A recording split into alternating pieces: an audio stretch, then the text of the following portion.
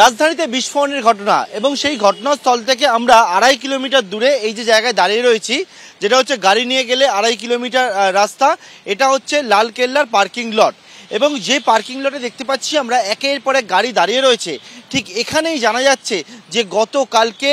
যে গাড়িতে বিস্ফোরণের ঘটনাটি ঘটে সেই গাড়িটি এখানে বেশ কয়েক ঘন্টা ধরে পার্কিং করে রাখা ছিল এবং এই গোটা বিষয়টা কিন্তু ইতিমধ্যে সিসি ক্যামেরা ফুটেজ পুলিশ খতিয়ে দেখেছে এবং সেইটা দেখার পরবর্তীকালে পুলিশের কাছে সেই তথ্য উঠে এসছে এবং ইতিমধ্যে দেখতে পাচ্ছি এই যে পার্কিং লট রয়েছে সেই পার্কিং লটটিকেও সম্পূর্ণভাবে সিল করা হয়েছে। লালকেল্লা সহ আশেপাশে বিভিন্ন জায়গা, এমনকি এই যে পার্কিং লটটি রয়েছে এবং সেই পার্কিং লটের পাশে এরকমভাবে কিন্তু দিল্লি পুলিশ ব্যারিকেড করে সম্পূর্ণভাবে রাস্তা ঘিরে দিয়েছে। যেমনটা উঠে আসছে তথ্যে, সেটি হচ্ছে গাড়িটি এই লট থেকে বেরিয়ে সোজা এই সামনের দিকে যে রাস্তা রয়েছে সেখান থেকে কিন্তু যে জায়গায় গিয়ে পৌঁছায় সেখানে হচ্ছে বিস্ফোরণের ঘটনাটি ঘটে এবং একেবারে সেই সমস্ত জায়গায়